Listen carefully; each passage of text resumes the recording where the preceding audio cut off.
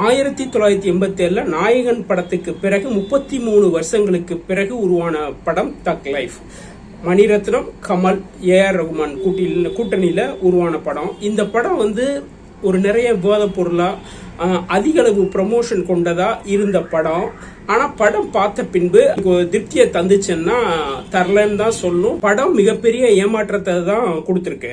இந்த படத்தோட கதை பாத்தீங்கன்னா, ஒரு போலீஸ் சூட்ல கமலை காப்பாத்துறாரு சிறுவன் சிம்பு. சோ அந்த நன்றி கடன் பலனா இவனை தன்னோட வளர்க்கிறாரு.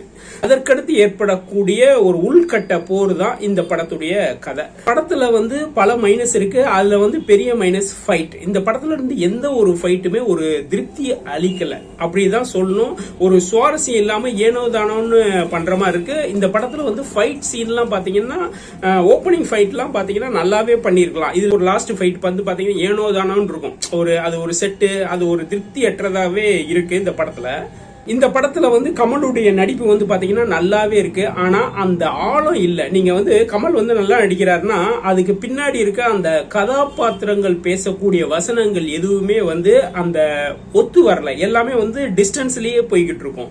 ஏஜிங்ல கமலுடைய இளமை தோற்றத்தை நல்லா கொண்டு வந்திருக்காங்க. அதெல்லாம் உண்மையிலேயே பாராட்டப்படணும். அதுல எதுவும் டவுட்லாம் இல்ல. நல்லாவே பண்ணிருக்காங்க. அதுல பெரிய கதை இல்ல, ஒரு புதிய விஷயம் இல்ல. இதுதான் படம் பார்க்கிற ஆடியன்ஸ்க்கு ஒரு தேவையில்லாத ஒரு கோபத்தை உண்டாக்குது. இந்த படத்துல ரெண்டு விஷயம் இருக்கு. அண்ணன் தங்கை பாசம் அதை கரெக்டா கனெக்ட் பண்ணல. அதாவது சிம்பு, ஐஸ்வர்யா லட்சுமி இந்த சீன் பாத்தீங்கன்னா அதிக அளவு இல்ல. அத பெருசா கனெக்ட் பண்றதுக்குரிய விஷயங்கள் கொண்டு வரல.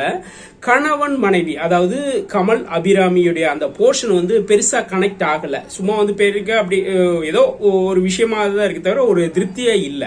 சிம்புவோட நடிப்பு பாத்தீங்கன்னா இந்த படத்துல சிம்பு தேவையா அப்படின்ற மாதிரி தான் இருக்கும். சிம்புவோட ஸ்டைலிஸ் பாத்தீங்கன்னாலே எனக்கு சுத்தமாவே பிடிக்கல. ஒரு அந்நியமா தோணுது.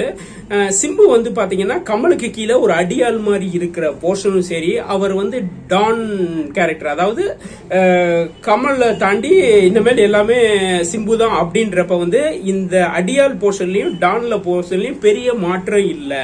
இதுதான் நம்மளுக்கு என்னன்னா, இது என்னன்னா நம்மள என்னடா ஒருத்தன் ஒரு கேரக்டர்ல இருந்து இன்னொரு கேரக்டருக்கு பரிமாறினா அவனுடைய உடல்ல மாற்றம் இருக்கும், ஒரு தேஜஸ் வித்தியாசமா இருக்கும், அந்த பேசுற டோனியே மாறும். சோ இந்த இதுல என்னன்னா பெரிய மைனஸ் பண்ணிருக்காங்க மணிரத்னம் அண்ட் டீம். இந்த படத்துல அசோக் செல்வன் ஆகட்டும், ஐஸ்வர்யா லட்சுமி ஆகட்டும், அபிராமி ஆகட்டும், திரிசா ஆகட்டும், இதெல்லாம் பாத்தீங்கன்னா இவங்க தங்களுடைய கேரக்டர் என்ன கொடுத்திருக்காங்களோ அதை செஞ்சிருக்காங்க. ஜோஜு ஜார்ஜ் கேரக்டர் பாத்தீங்கன்னா அவருக்கு என்ன இந்த போர்ஷனை அவர் அந்த படத்துல நடிச்சிருக்காரு, நல்லாவே நடிச்சிருக்காரு. தன்னுடைய போர்ஷனை இவங்க எல்லாம் கரெக்டா நிரப்பிட்டு போயிட்டாங்க.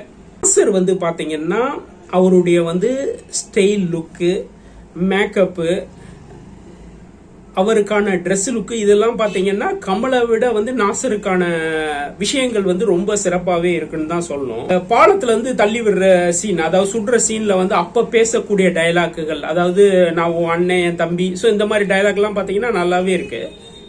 கமல் பாத்தீங்கன்னா கமலை எவ்வளவு முறை கொல்லணும்னு முயற்சி பண்றாங்க. கொல்ல முடியாத மனிதரா இருக்காரு. பின்னாடி தன்னுடைய எதிரிகளை அவர் திட்டம் போட்டு தீர்க்கிறது தான் கதை. இது இந்த படத்தோட கதையை வெவ்வேறு ஆங்கிள் சொல்லலாம். இந்த படத்துல இருக்க பெரிய பிரச்சனை என்னன்னா, படத்துல மோதல்கள் இருக்கு, சவால்கள் இருக்கு, ஆனா எதையுமே ஒழுங்கா சொல்லல. அதாவது அவங்க என்ன நினைச்சிருக்காங்கன்னா, நம்ம ஒரு படம் பண்றோம், நல்லா ஒரு ப்ரொமோஷன் கொடுத்தா படம் பெரிய அளவு போகும் அப்படின்னு நினைச்சிருக்காங்க. இந்த படத்துல எந்த ஒரு சுவாரஸ்யமும் இல்ல. அதுதான் ஒரு உண்மையான விஷயமும் கூட. இந்த படம் பாத்தீங்கன்னா இவ்வளவு ப்ரொமோஷன், இவ்வளவு சர்ச்சைகள் எல்லாமே கொடுத்திருக்காங்க. ஆனா இவங்க பண்ண ஒரே ஒரு விஷயம், கண்டென்ட் வீக், கதாபாத்திரத்தோட வடிவமைப்பு ரொம்ப மைனஸா கொடுத்திருக்காங்க. இதை தவிர என்னன்னா, இந்த படம் ரிலீஸ் டேட்ன்றது ஒரு தப்பான டேட்ல ரிலீஸ் பண்ணிருக்காங்க. நல்ல வருஷ லீவ் எல்லாம் முடிஞ்சு ஸ்கூல் போற டைம், எல்லாம் ஃபீஸ் கட்டிட்டு கையில மணி இல்லாம தவிக்கிற டைம்ல தான் இந்த படம் ரிலீஸ் ஆயிருக்கு.